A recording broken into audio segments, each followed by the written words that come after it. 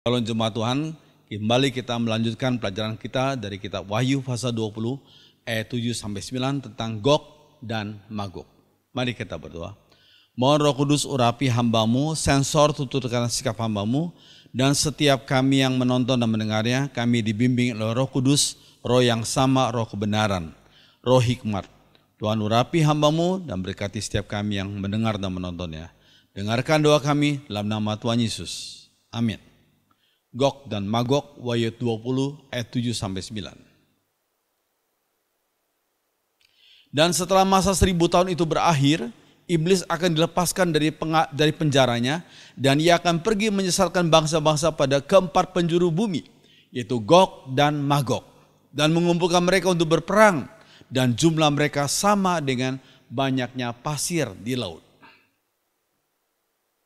Maka naiklah mereka ke seluruh dataran bumi, lalu mengepung perkemahan tentara orang-orang kudus dan kota yang dikasih itu. Tapi dari langit turunlah api menghanguskan mereka. Wahyu 20 ayat 7 sampai 9. Oke, kata Gog dan Magog disebutkan dalam keempat kitab dalam Alkitab. Yakni dalam Perjanjian Lama itu dalam kitab Kejadian, kemudian 1 Tawari, kitab Yeskiel, dan dalam Perjanjian Baru di kitab Wahyu, yaitu kitab terakhir Alkitab kita. Jadi disebutkan dalam keempat kitab dalam Alkitab. Nah, kitab Kejadian tidak menyebut apa-apa tentang Gog, tetapi hanya menyebut Magog. Misalnya Kejadian 10 ayat 2, keturunan Yafet ialah Gomer, Magog, Madai, Yawan, Tubal, Mesek, dan Tiras. Di situ ada kata Magog. Ya. Jadi Magog adalah seorang pribadi yang lahir setelah kejadian air bah, yakni sebagai salah satu keturunan Yafet. Jadi Magog adalah salah satu keturunan dari Yafet. Ya, kata Magog muncul lagi dalam 1 Tawari 1 ayat 5. Keturunan Yafet ialah Gomer, Magog, Madai, Yawan, Tubal, Mesek, dan Tiras. Ya, nama Gog muncul beberapa kali dari silsilah Yakub. Ya, Yakub adalah nenek moyang bangsa Israel. Gog adalah keturunan dari keluarga Ruben, ya, 1 Tawari 5 ayat 3 sampai 4. Anak-anak Ruben, anak sulung Israel ialah Henoch, Palu, Hezron, dan Karmi. Keturunan Yoel ialah Semayah, anaknya. Anak orang ini ialah Gog, anak orang ini ialah Simei. Jadi menurut ayat ini, Gog adalah cucu dari Yoel, keturunan Ruben, anak Yakub, cucu dari Yoel. Nah, Yakub dan ke-12 anaknya hidup berabad-abad setelah air bah. Ini kita perlu tahu ya, kalau kita perlu ingat, Yakub dan ke-12 anaknya hidup berabad-abad setelah air bah. Air bah zaman Nuh itu ya. Gog adalah keturunan Ruben. Jadi dia tidak hidup sejaman dengan Magog, cucunya Nuh. Kehidupan mereka terpisah selama beberapa abad. Ya, kehidupan Gog dan kehidupan Magog itu terpisah selama beberapa abad. Jadi tidak mungkin kedua orang ini bertemu satu sama lain. Ya, karena hidup mereka terpisah beberapa abad. Ya, kalau begitu bagaimana kedua nama tersebut bisa terkait? Nah, kenapa? Kenapa kedua nama tersebut bisa terkait dalam kitab Wahyu itu? Ya, padahal kehidupan dua pribadi itu terpisah selama beberapa abad. Oke. Nah, dalam kitab Yeskiel 38 sampai 39, sang nabi menyebut nama Gog beberapa kali, tetapi ia menyebut nama Magog 2 kali saja.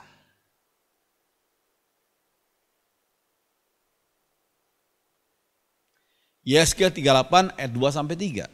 Hai anak manusia, tujukanlah mukamu kepada Gog di tanah Magog, yaitu Raja Agung negeri Meseh dan Tubal. Beginilah firman Tuhan Allah, lihat aku akan menjadi lawanmu, hai Gog, Raja Agung negeri Meseh dan Tubal. Ya.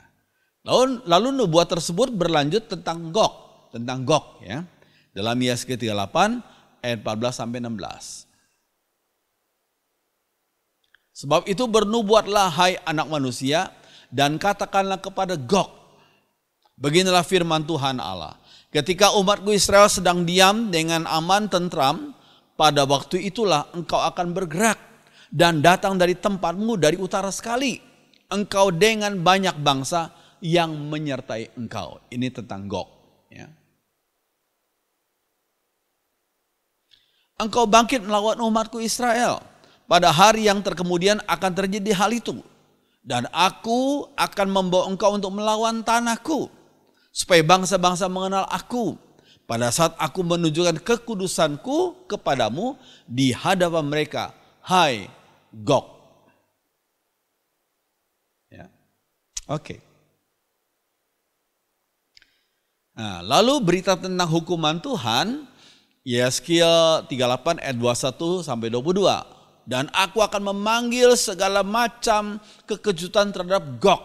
Demikianlah firman Tuhan Allah. Sehingga pedang seorang akan memakan yang lain. Ini tentang Gog. Ya. Aku akan menghukum dia dengan sampar dan tumpahan darah. Aku akan menurunkan hujan lebat, rambun, api dan hujan belerang ke atasnya dan ke atas tentaranya dan ke atas banyak bangsa yang menyertai dia. Oke. Nah, lalu dalam Yesaya 39 dilanjutkan dengan penggambaran tentang penghancuran yang akan menimpa Magog dan pasukannya. Magog dan pasukannya. Ketika mereka berperang dan menyerang Israel. Dalam Yesaya 39 ayat 6 disebutkan, aku mendatangkan api ke atas Magog dan ke atas orang-orang yang diam di daerah pesisir dengan aman, tentram, dan mereka akan mengetahui bahwa akulah Tuhan. Ini tentang Magog. Oke. Nah, Nabi Yeskiel hidup pada masa orang-orang Yahudi ditawan ke Babilonia. Babilonia itu sekarang adalah Irak. Ya. Ia beritahu teman-teman sebangsanya bahwa penawanan mereka ke Babylon adalah karena hukuman Allah terhadap ketidaksetiaan umatnya, umat Tuhan.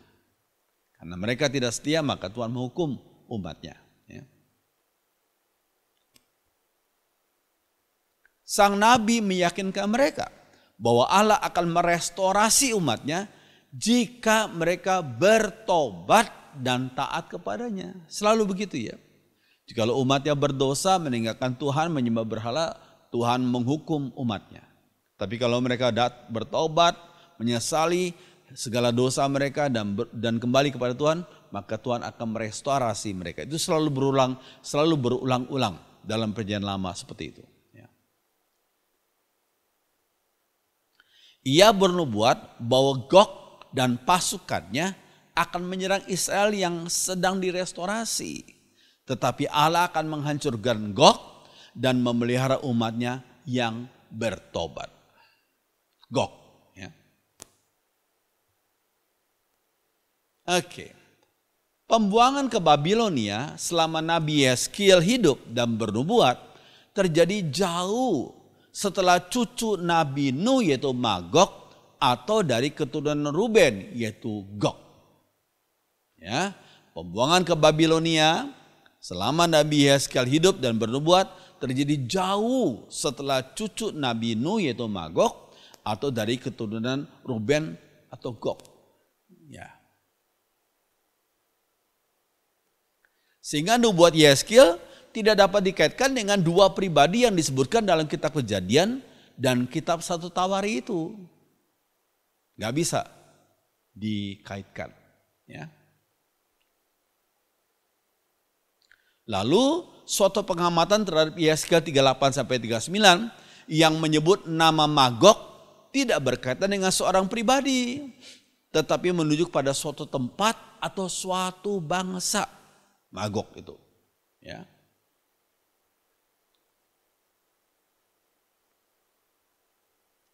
Yeskil 38 ayat 2 berkaitan dengan tanah yang disebut Magog. Hai anak manusia, tujukanlah mukamu kepada Gog di tanah Magog. Tanah Magog. Yeskil 39 ayat 6 berbicara tentang aku datangkan api ke atas Magog dan ke atas orang-orang yang diam di daerah pesisir dengan aman tentram. Ya, ke atas Magog. Ya. Namun ini penting. Ternyata tidak ada catatan sejarah perang tentang bangsa Israel yang diserang oleh kekuatan yang disebut dalam Yeskil 38 ayat 2 itu. Gog di tanah Magog. Nggak ada. Dalam catatan sejarah nggak tercatat hal itu.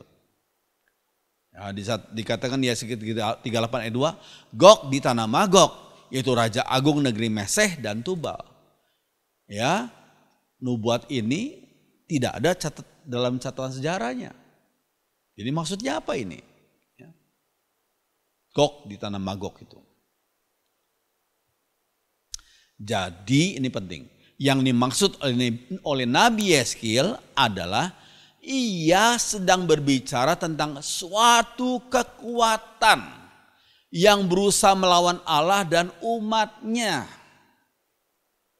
Ya, kekuatan itu diberikan simbol dengan nama Gog di tanah Magog.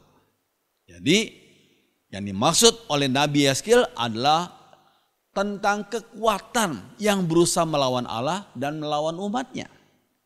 Namun kekuatan tersebut yang disebut Gog di tanah Magog itu akan dihancurkan Allah. Jadi ini maknanya. Ya. Hal itu pula yang kita baca dalam kitab Wahyu yang juga menyebut Gog dan Magog. Ya, dalam kitab Wahyu juga menyebut Gog dan Magog. Jadi mempunyai makna suatu kekuatan yang berusaha melawan Allah dan umatnya. Tapi diberikan simbol dengan nama Gog dan Magog. Suatu kekuatan yang berusaha melawan Allah dan umatnya. Itu maknanya. Ya. Oke. Wahyu 20 yang kita baca tadi berbicara tentang usaha pemberontakan yang terakhir. Pemberontakan yang terakhir dari setan terhadap Allah dan terhadap umatnya. Ya, setan berusaha melawan Allah dan mau berusaha melawan dan membinasakan umat Tuhan. Ya. Dalam Wahyu 20 bicara soal usaha pemberontakan terakhir dari setan. Dikatakan dan setelah masa 1000 tahun itu berakhir, iblis akan dilepaskan dari penjaranya dan ia akan pergi menyesatkan bangsa-bangsa pada keempat penjuru bumi, yaitu Gog dan Magog, dan mengumpulkan mereka untuk berperang, dan jumlah mereka sama dengan banyaknya pasir di laut. Ini setelah masa 1000 tahun berakhir. Ya.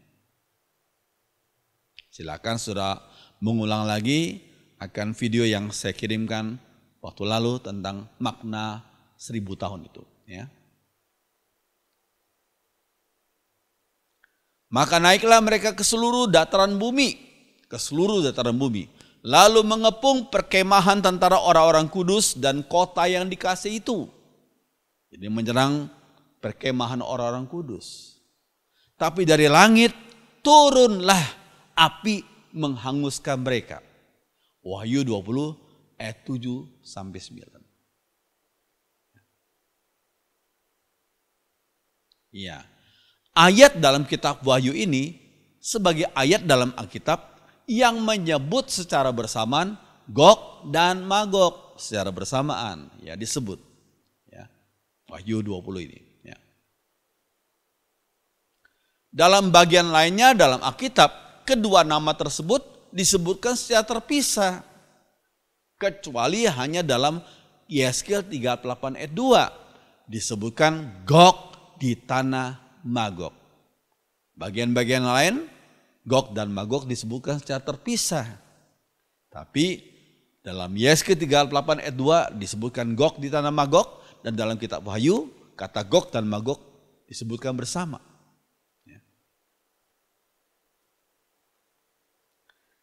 Adalah hal yang menarik untuk dicatat. Ya, tidak ada dalam Yeskiel 38 sampai 39 atau Wahyu 20 menyebut tentang perang Harmagedon atau perang Megiddo di situ, tidak ada. Ya, jadi tidak ada kaitan dengan perang Harmagedon atau Megiddo di situ. Ya.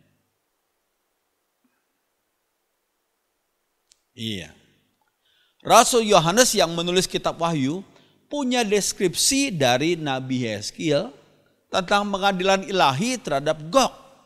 Pengadilan ilahi terhadap Gog dan segenap tentaranya ketika ia menjelaskan penghancuran terakhir dari setan dan para tentaranya.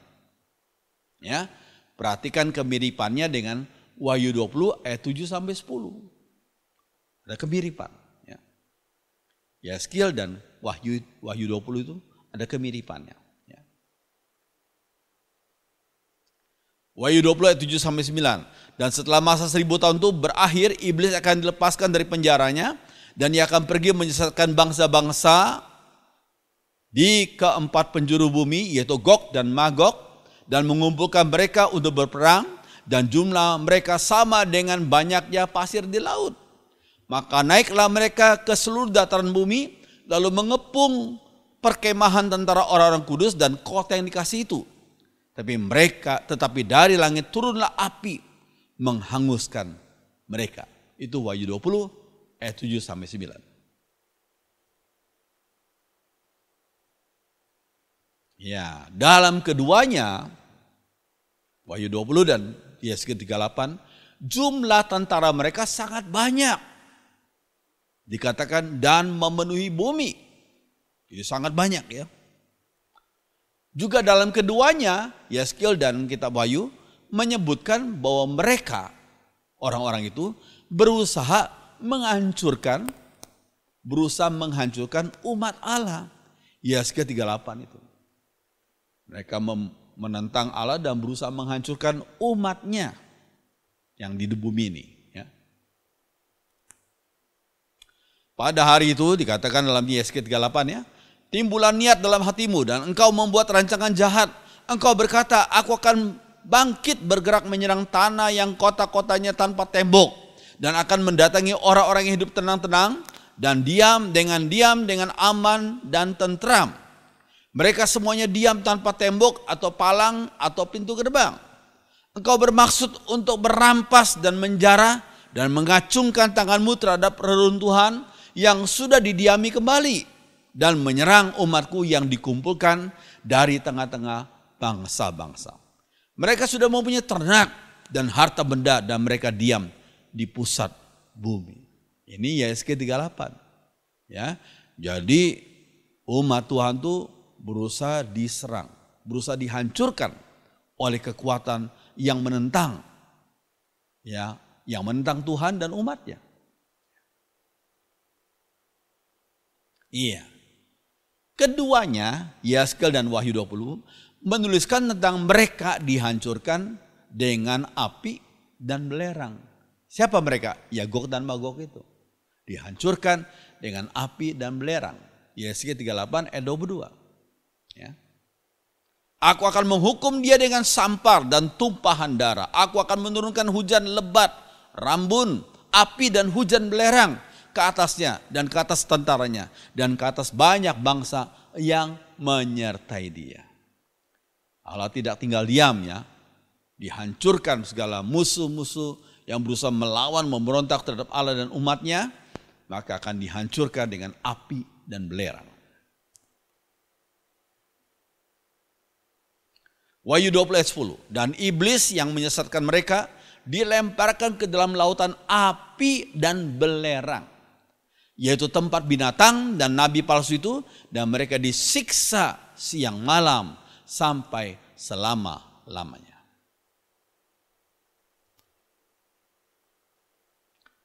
Keduanya dihancurkan pada saat penghakiman terakhir, yaitu pada hari-hari terakhir. Keduanya itu Gog dan Magog itu dihancurkan pada saat penghakiman terakhir, pada hari-hari terakhir. Yesaya 38 ayat 16. Iya.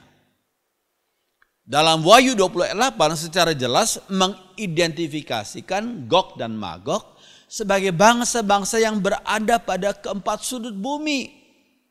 Ya, dulu pada zaman Yohanes menulis kitabnya pada abad pertama Masehi, orang belum menganggap bumi ini sebagai bulatan, ya, tapi dianggap sebagai dataran, ya, yang ada ujung-ujungnya, ya, bahkan seperti piring gitu, ya. Nah, makanya dikatakan ada keempat sudut bumi. Ya, kalau sekarang kita mempunyai satu pemahaman bumi itu memang bulat, ya. Tapi waktu zaman Yohanes hidup, bumi dianggap seperti dataran dengan keempat sudutnya. Ya. Jadi Wahyu 20 ayat 8 secara jelas mengidentifikasikan Gog dan Magog sebagai bangsa-bangsa yang berada pada keempat sudut bumi. Dengan kata lain, setiap orang yang mengikuti setan dan berperang melawan Allah dan umatnya pada hari-hari terakhir. Jadi kalau orang menentang Tuhan, ya, menentang Allah, maka juga akan menentang umatnya. Karena mereka membenci Allah dan membenci umatnya yang menyembah Allah. Ya. Dan mereka berusaha untuk menyerang, berusaha untuk mengalahkan. Ya nggak mungkin lah. Allah nggak mungkin dikalahkan oleh manusia. Ya. Segala rencana untuk melawan Allah ya sia-sia belaka. Wahyu 20 ayat 8 dikatakan, dan ia akan pergi menyesatkan bangsa-bangsa pada keempat penjuru bumi. Menyesatkan bangsa-bangsa, yaitu Gog dan Magog, dan mengumpulkan mereka untuk berperang. Dan jumlah mereka sama dengan banyaknya pasir di laut. Jadi kalau orang zaman dulu menyebut suatu jumlah tentara yang banyak sekali, disebut dengan istilah seperti banyaknya pasir di laut. Karena banyak sekali, ya, nggak terhitung begitu, ya. Dan dikatakan orang-orang banyak itu berusaha untuk berusaha melawan Allah dan berusaha menyesatkan bangsa-bangsa di keempat penjuru bumi. Dalam nubuat Yehezkiel dan Rasul Yohanes menyebutkan tentang akhir dari dosa. Gog dan Magog adalah simbol dari kekuatan setan yang melawan Allah dan umatnya. Sengaja perbesar kata-kata itu. Gog dan Magog adalah simbol dari kekuatan setan yang berusaha melawan Allah dan umatnya. Ya pasti gagal mereka. Ya. Nama Gog kemungkinan berasal dari kata Gagaya. Tempat orang barbar yang disebut dalam surat Amarna. Gog adalah pemimpinnya, sedangkan Magog menunjuk pada tanahnya atau bangsanya. Gog adalah pemimpinnya, sedangkan Magog menunjuk pada tanahnya atau bangsanya. Lihat Yesaya 39 ayat 6. Iya. Nah ini siapa orang ini? Orang ini adalah Flavius Josephus, seorang sejarawan abad pertama Masehi yang terkenal. Flavius Josephus, ahli sejarah, berkata Magog merujuk pada suku Scythians. Suku Scythians yang berada di sebelah utara Israel. Scythians, itu Magog. Mereka adalah bangsa nomaden yang berpindah-pindah, warna kulitnya putih, berperilaku jahat, liar, suka berperang, dan celakanya mereka kanibal. Kanibal. Ya. Iya. Daerah kekuasaan mereka itu berbatasan dengan Laut Azov di Kaukasus. Coba lihat gambar itu. The Sea of Azov. Lihat tanah merah yang di atas itu. Kemudian ada Kaukasus di situ. Merah yang di bawah. Tanda panah merah yang di bawah. Ya. Daerah kekuasaan mereka berbatasan dengan Laut Azov di Kaukasus. Serangan mereka ditakuti oleh semua orang pada saat itu. Ini kata ahli sejarah itu, ya, serangan mereka ditakuti oleh semua orang pada saat itu. Ya. Nah, inilah Gog dan Magog, Scythians, bangsa Scythians waktu itu yang waktu ditakuti. Ya. Lalu dengan berjalannya waktu, nama Gog dan Magog dipakai sebagai simbol dari segala sesuatu yang berusaha melawan Allah. Jadi kata Gog dan Magog ini adalah simbol dari segala sesuatu yang berusaha melawan Allah. Nggak mungkin, nggak bisa Allah dilawan. Allah sang pencipta kok dilawan. Cuma manusia yang berdosa berusaha melawan Allah, ya pasti kalah lah. Ya pasti mereka dibinasakan oleh Allah, oleh para malaikatnya. Ya. Oke, jadi dengan berjalannya waktu, nama Gog dan Magog dipakai sebagai simbol dari segala sesuatu yang berusaha melawan Allah. Ini penting, ya. Ini makna yang penting. Ya. Oke. Adolf Schlatter, seorang profesor Perjanjian Baru, mengatakan dalam kitab Wahyu terdapat suatu urutan penyesatan iblis. Ia berkata dalam kitab Wahyu terdapat urutan penyesatan iblis. Bagaimana itu urutannya? Mula-mula iblis menyesatkan penduduk kerajaan Romawi. Lihat Wahyu 13 yang kita sudah pelajari sekian waktu yang lalu. Jadi iblis berusaha menyesatkan penduduk kerajaan Romawi. Kemudian iblis menyesatkan bangsa-bangsa yang tinggal di penjuru-penjuru bumi, yakni Gog dan Magog. Lihat Wahyu 20 ayat 8. Ya. Berusaha menyesatkan mereka bangsa-bangsa yang tinggal di penjuru-penjuru bumi. Iblis mengumpulkan mereka untuk menganiaya umat Allah. Menganiaya umat Allah dan iblis berusaha melawan Allah. Namun, ini penting, namun Tuhan Yesus dengan kuasanya sangat sanggup menghancurkan segala niat jahat itu dan menghukum iblis ke dalam lautan api. Finish sudah, habis sudah. Jadi jangan coba-coba berusaha melawan Tuhan Yesus.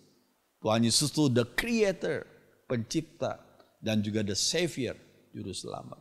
Jangan dilawan, sembah dia, bertobat, terima Yesus sebagai juru selamat. Ya. Oke. Ada satu pertempuran antara kebaikan dan kejahatan. Antara dosa dan kebenaran. Antara Allah dan setan. Ya. Ada satu pertempuran antara kebaikan dan kejahatan. Dosa melawan kebenaran. Antara Allah dan setan.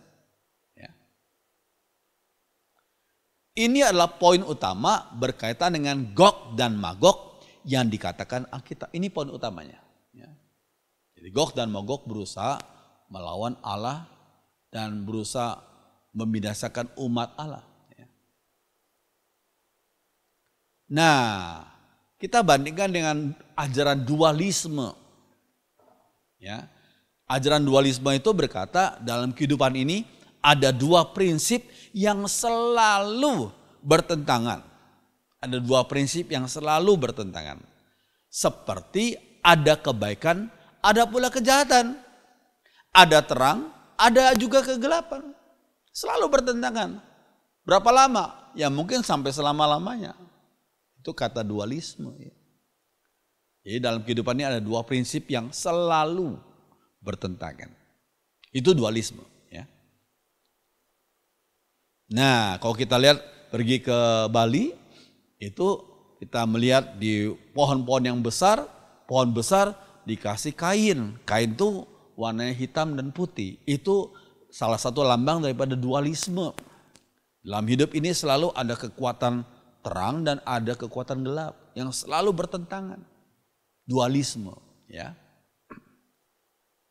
Nah, tapi kalau kita bandingkan dengan Yohanes 1 ayat 4 sampai 5, Yohanes 1 ayat 4 sampai 5 dikatakan dalam Dia, dalam firman itu ya, dalam Dia ada hidup dan hidup itu adalah terang manusia.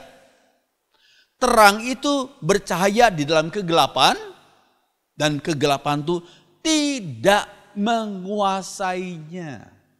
Jadi kekristenan bukan dualisme. Kekristenan berkata yang kekal sampai kekal, sang pemenang adalah sang pencipta itu, sang penebus itu yang kita kenal dalam diri Tuhan Yesus. Ya, dikatakan terang itu bercahaya dalam kegelapan dan kegelapan itu tidak menguasainya. Jadi kekristenan tidak dualisme. Kekristenan tidak mengajarkan teori atau filsafat dualisme. Karena kekristenan berkata pada akhirnya yang benar, sang kebenaran, sang terang itu akan menang. Puji Tuhan. Puji Tuhan. Oke. Dalam Alkitab Allah ingin mengingatkan kita akan akibat dosa yang sangat buruk. Dia ingin agar kita tahu bahwa kebenaran akan menang pada akhirnya. Kita lihat sepanjang sejarah ada masa-masa tertentu sepertinya kebenaran dikalahkan. Sepertinya ya. Sepertinya orang yang berusaha hidup berkenan di hadapan Allah ditangkap, dibunuh, dianiaya. Sepertinya kebenaran dikalahkan, tapi tidak demikian. Ya, tidak demikian. Kebenaran dalam sejarah sampai terus sampai kekekalan pun firman Tuhan berkata kebenaran akan menang pada akhirnya, akan menang pada akhirnya. Musuh-musuh Allah akan dihancurkan dan dosa akan berakhir untuk selamanya. Pada waktu Yesus datang kedua kali, dosa akan diakhiri. Iblis akan dikirim, dihukum ke dalam api neraka. Ya, itu penting sekali. Ya. Oke. Allah meminta kita untuk hidup setiap hari dengan cara seperti kita berada di kemah orang-orang kudus. Ya, dan bukan di kemah Gog dan Magog. Kita lihat Wahyu 20 tadi. Ya, sekali lagi, Allah meminta umatnya untuk hidup setiap hari dengan cara seperti kita berada di kemah orang-orang kudus dan bukan di kemah Gog dan Magog. Maksudnya apa ini? Ya, kata kemah di sini menunjuk pada hal yang sementara. Itu kemah ya. Kemah, waktu kita berkemah di satu tempat, kita bangun kemahnya, tapi itu cuma sementara, hanya beberapa hari. Ya. Kemah di sini menunjuk pada hal yang sementara. Lihat 2 Korintus 5 ayat 1 sampai 4. Karena kami tahu, kata Rasul Paulus, bahwa jika kemah tempat kediaman kita di bumi ini dibongkar, Allah telah menyediakan suatu tempat kediaman di sorga. Ya. Kemah tempat kediaman kami di bumi ini dibongkar, Allah telah menyediakan suatu tempat kediaman di sorga bagi kita, yang permanen tentunya. Suatu tempat kediaman yang kekal, yang tidak dibuat oleh tangan manusia. Selama kita di dalam kemah ini sekarang ini, kita mengeluh. Karena kita rindu mengenakan tempat kediaman di sorga yang kekal itu, yang permanen itu. Di atas tempat kediaman kita yang sekarang itu, Ya, sekarang ini kita hanya mempunyai tubuh yang seperti kemah yang tidak lama lagi akan dibongkar. Mungkin lewat usia, mungkin lewat kematian, ya. Satu kali tubuh kita akan tubuh yang fana ini seperti kemah, ya. Tapi Tuhan Yesus sudah sediakan kita tempat kediaman di surga yang tidak dibongkar lagi, tubuh yang kekal, ya. Ya. Karena kita rindu mengadakan tempat kediaman surgawi di atas tempat kediaman kita yang sekarang ini. Sebab selama masih diam dalam kemah ini, yaitu tubuh yang sebentar ini, kita mengeluh oleh beratnya tekanan. Tekanan mungkin melalui penyakit jasmani, tekanan mungkin lewat aniaya, banyak ya tekanan-tekanan. Ya, bandingkan kata kemah di bumi yang fana. Ya, dalam ayat ini ya, 2 Korintus 5 ini. Kemah di bumi yang fana, yang sementara. Dan tempat kediaman di surga yang kekal. Ya, ini kita perlu perhatikan. Dan perlu ingat hal ini. Ya.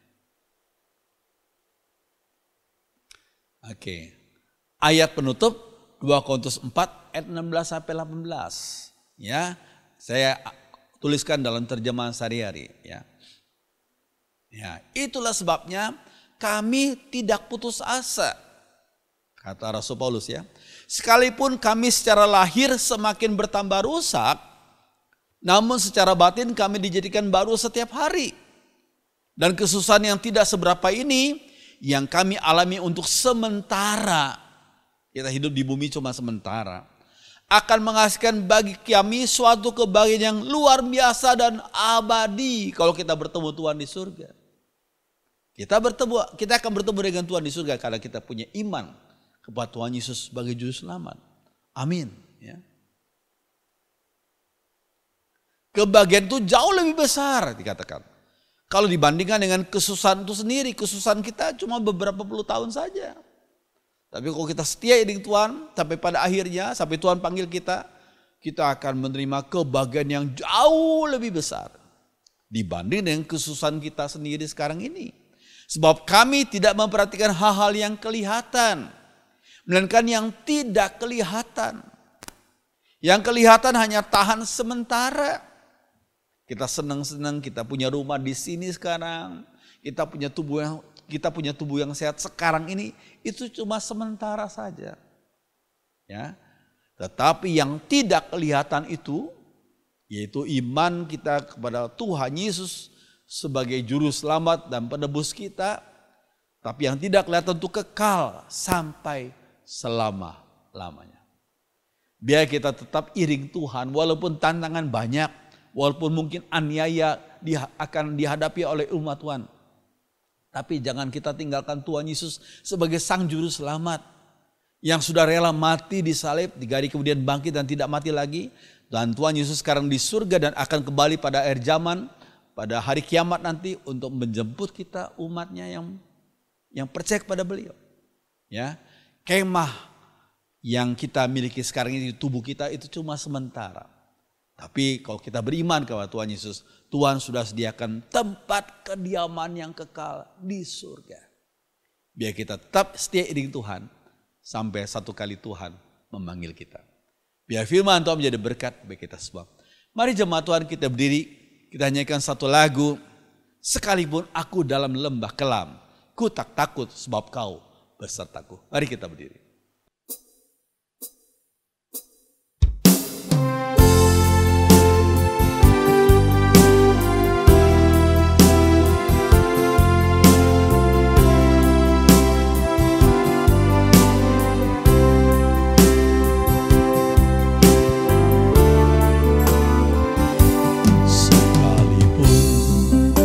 Aku dalam lembah kelam, ku tak takut sebab kau besertaku. Sekalipun badai topan datang menerpa, ku tak gentar sebab kau di sisiku. Sekalipun aku dalam dalam lembah kelam, ku tak takut sebab Kau besertaku. Sekalipun badai topan datang menerpa, ku tak gentar sebab Kau di sisiku. Angkat tangan kananmu. Aku percaya berkat-Ku atasku melimpah, kebajikan kemurahan selalu mengikutiku. Ku puji, ku sembah Kau Tuhan.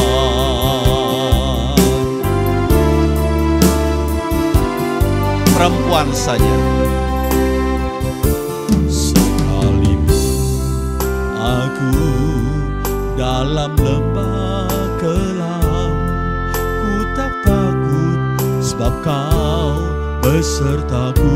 Pria saja, sekalipun badai topan datang menerpa, ku tak gentar sebab Kau di sisiku. Angkat tanganmu. Haleluya.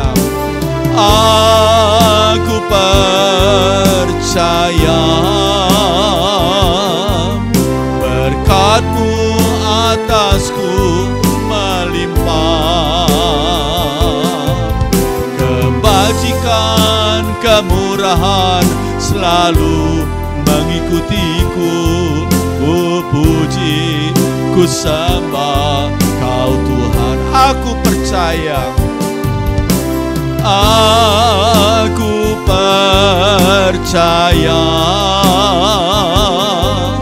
berkat-Mu atasku melimpah, kebajikan kemurahan selalu mengikutiku. Ku puji, ku sembah Kau Tuhan. Ku puji, ku sembah Kau Tuhan. Ku puji, ku sembah Kau Tuhan. Sekali lagi, ku puji, ku sembah. Ku puji, ku sembah Kau Tuhan.